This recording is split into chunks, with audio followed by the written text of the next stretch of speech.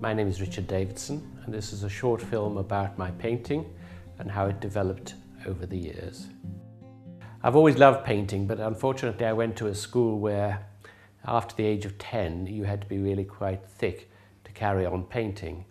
So from the age of about 10 to the age of I went to university at about 18 to study law, I never really did any painting and always felt rather frustrated.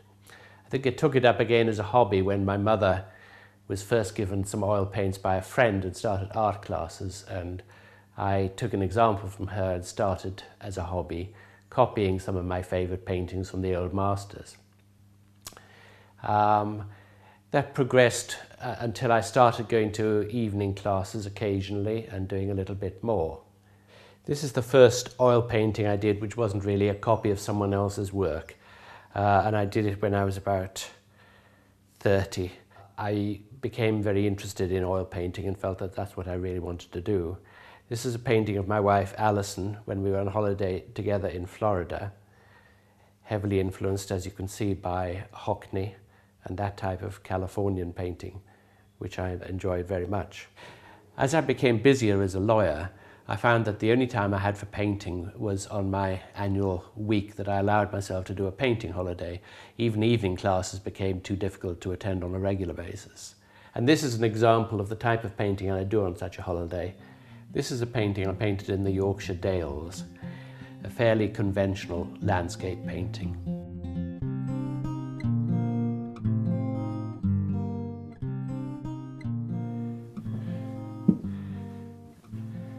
After many years as a lawyer, I decided that if I wanted to paint, I wanted to do it properly and do it full time. So I decided to retire from my firm and go to art school. I did a foundation course at Chelsea, and then I went to Wimbledon for my BA course. And this is an example of the type of painting that I ended up doing there. It's based on a dried up riverbed up in Yorkshire, where my wife have a family farm.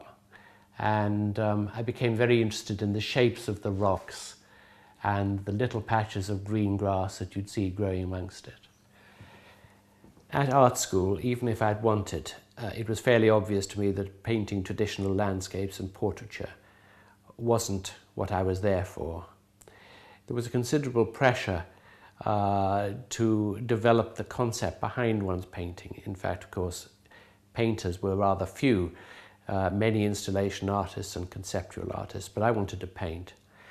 And I came to the conclusion that I could say a lot of what I wanted to say if I had painted myself, for instance, as I did once as a commuter on a station, without the figure, but by representing what I wanted to say by single objects, many of which were clothing, suits, ties and things like this overcoat, and then a painting of my briefcases, and other objects on a plain, unadorned background, which, as I say, allowed the viewer to come up with their own associations when they looked at them.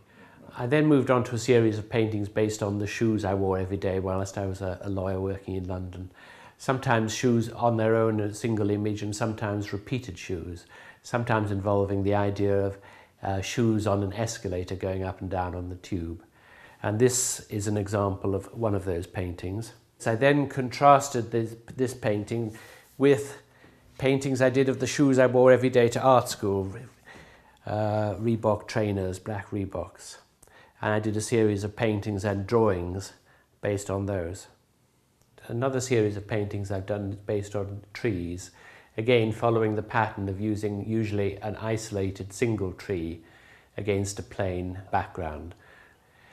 Some of the trees are more literal, more representational, like this one. Others, such as this, are much more stylized.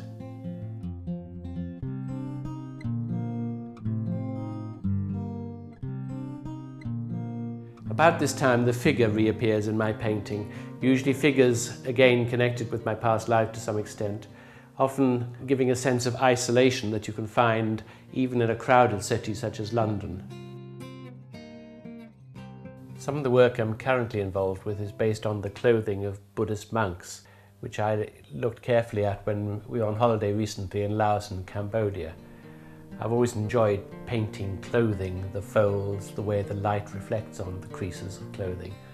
and this is a logical follow-on to some of the work that I'd done previously.